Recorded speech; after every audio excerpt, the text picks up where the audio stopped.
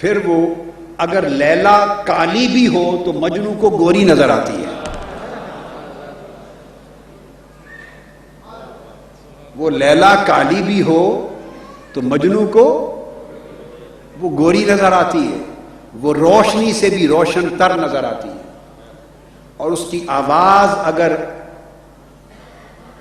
سخت اور کرخت اور درست بھی ہو، آواز درست اور سخت بھی ہو، تو محب کو محبوب کی آواز الحور العین سے بھی زیادہ میٹھی نظر آتی، سنائی دیتی. وہ محبوب کی آواز سے بڑھ کر ترنم کہیں نہیں سنتا، اور محبوب کی آواز سے بڑھ کر تغنم کہیں نہیں سنتا، اور محبوب کی شکل سے بڑھ کر خوبصورتی کہیں نہیں دیکھتا. مجنو حج پر گیا ہوا تھا. مجنو حج پر تھا، اور یہ شاید آپ کو معلوم نہیں، آپ سمجھتے ہوں گے کوئی مفروضہ ہے مجنو یا تخیلاتی خاکہ ہے. آپ یہی سمجھتے ہیں نا کہ یہ شاعروں کا تراشیدہ کوئی بت ہے، یہ سمجھتے ہیں؟ نہیں، ایسی بات نہیں.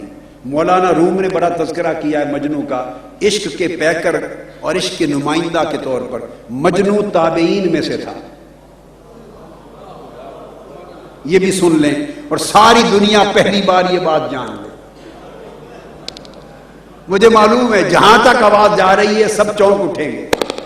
مجنو تابعین میں سے تھا، اس نے تابعین کا زمانہ پایا اور کئی صحابہ کو دیکھا.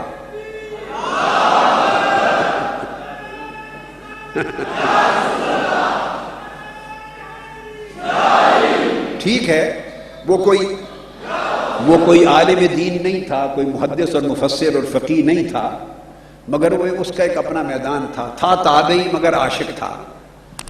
تو مجنو ایک تابعی، مجنو تابعی تھا.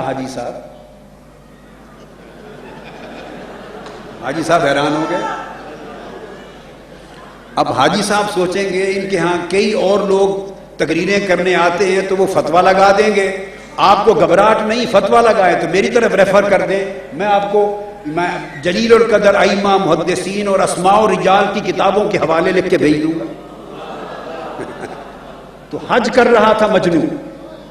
دوران حج حجاج میں سے کسی شخص نے اپنی بیوی کو آواز دی. اس کی بیوی کا نام لیلا تھا. کسی شخص نے، گم ہو گئی نا رش میں، مینا میں اس نے آواز دی لیلا. وہ آواز مجنو کے کان پر پڑی. مجنو تڑپ کے ماہی بیاب کی طرح گر کے بے ہوش ہو گیا. حج بھول گیا، وہ لیلا کی آواز سن کر بے ہوش ہو گیا. اس کو لوگ اٹھا کے خیمے میں لے آئے.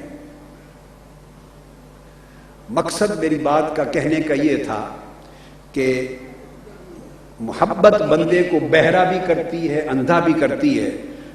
محبوب کے نام جیسا محب کو کوئی نام نظر دکھائی نہیں دیتا، محبوب کے کام جیسا کوئی کام نظر نہیں آتا، محبوب کی شکل جیسی کوئی شکل دکھائی نہیں دیتی، محبوب کی آواز جیسی اسے جنت میں اور حور العین کے نغمے بھی محبوب کی کھردری آواز جیسے بھی دکھائی نہیں دیتے.